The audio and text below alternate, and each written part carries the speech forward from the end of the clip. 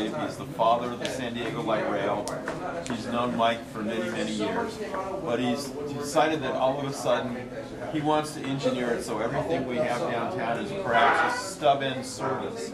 I don't see rail in Los Angeles, especially downtown, as being a stub-in type service. If you design it, in the tunnel, you put a third track in if something breaks down, so you can pull cars off, or you have a line that may start.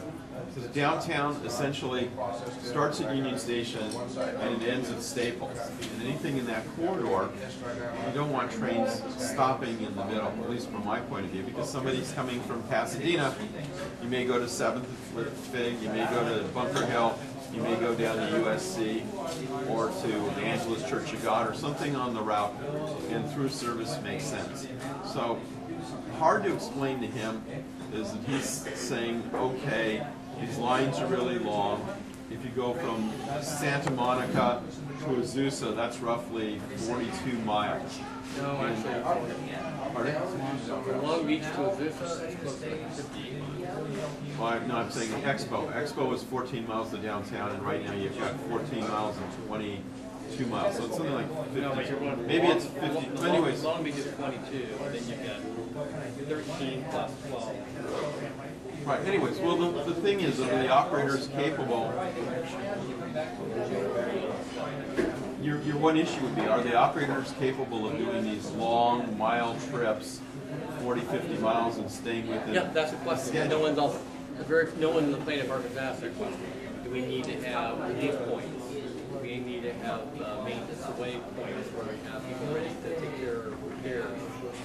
Those things have not been looked at yet, and now that it's in the long-range plan, we're at operations now and we're asking this type of question. You're right. The Senator Mills idea, it's an intriguing one. It doesn't even mean every train has to go. Some of them you can turn in. It's fun to look at. It's unlikely it'll happen, but I'm kind of a story guy to look at it. Yeah, see, I have absolutely no problem with it, but I see that being at Union Station, widening the 4 tracks instead of 2, and doing the same thing, but at Union Station. I mean, that's a little bit different permutation, but see, he sees it. If those that have, some people here have actually walked in those tunnels downtown. When the Bonaventure was put in, the foundations are through there, and the planning in the 60s and the 70s, nobody wanted to preserve these tunnels. So on one end of the tunnel, you've got a big condominium, 4-story condominium project blocking the exit of the tunnel. In the middle of the project, you've got the Bonaventure and all the foundations that go 50, 100 feet down into the ground. And you've got all sorts of other issues. But part of the romance is that we have this tunnel that's here. It doesn't go in the direction that the present rail lines go. So this particular case is proposing some sort of reuse. And I think that the reuse could end up being $500 million and perhaps not useful in terms of today's objectives. Anyways, that's just... Let's let the engineers play with it. You're right, it probably won't happen, but it is intriguing to bring an old tunnel back to life. Yeah. But I think that the real issue is, and you're raising it as well, is to have a 60-mile long light rail line with accurate crossings. It's an operational issue if there's an accident, say in Pasadena, and the line gets all backed up. And then you don't have any other way to get south. And we don't have enough crossovers. Yeah. We need more crossovers. And just so you know, the regional connector does so well financially. It's something called cost effectiveness. And the federal government is willing to match programs up to, theoretically, I've only seen it a few times, up to 80%, maybe 50 or 60% if your project comes in cost effective. What that means is that before they're willing to fund it, the final design and construction, you have to be at $25. What does $25 mean? It means that if you look at to operate a new system, you look at your annual operating costs plus the annualized capital costs. It'd be like taking your house payment, let's say 30 or let's say you have a $500,000 house, 30-year mortgage, you're paying $2,000 a month.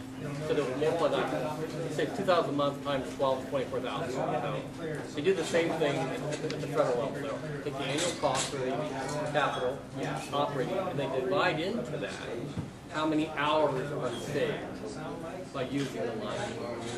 If it comes out 25 or under, you'll probably get the thumbs up. This project comes in at like $18.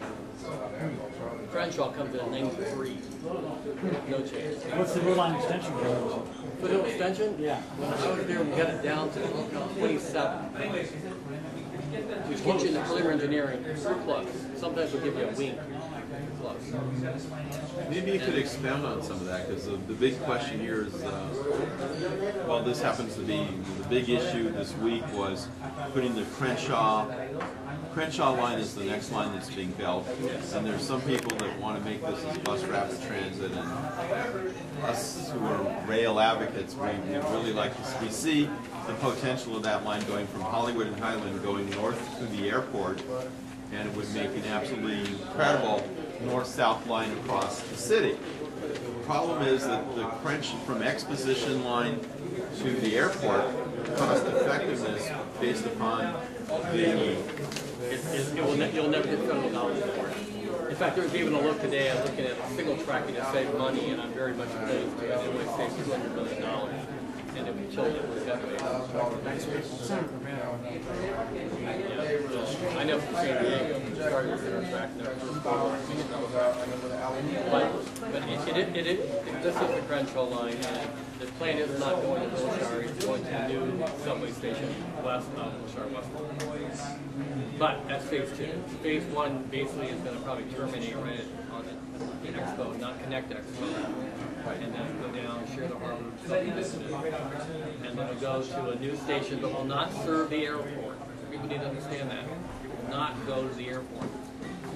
You know, well, no, because it would go the with airport is supposed to aviation. provide a people mover that picks you up from another station. But the Mike, could you explain it, if I get this right, is at the airport, if you see the green line, there's these 2 tracks stub at the corner of Aviation and, is it Aviation and what's the other street? Imperial.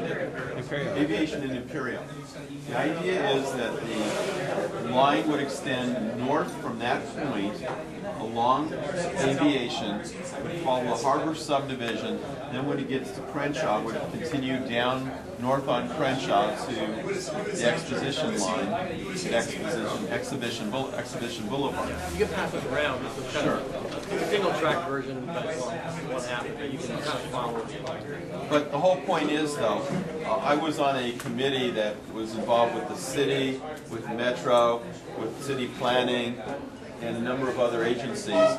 And the idea was that the airport is going to build a people mover from the corner of Aviation and Century, and it would serve what would be sort of the rail lines that are right there, and then would go to the rental car lot, and then it would circle the terminals, because it's similar to the JFK airport where you've got parking structures and then connections with the 2 train lines that go to the city, and then you serve all the terminals, and it has 5 different, it serves the employees, it serves the motorists, it serves people going to hotels, people going to rental car lots, people going to transit, people going to parking lots, and also people that, hotels or something. There's like 5 numbers. So the whole point is if you're going to run regional transit, you don't want to run it into the airport itself, but if you get it to Century and Aviation, that's a good juncture where it makes sense that we finally got the airport people to understand how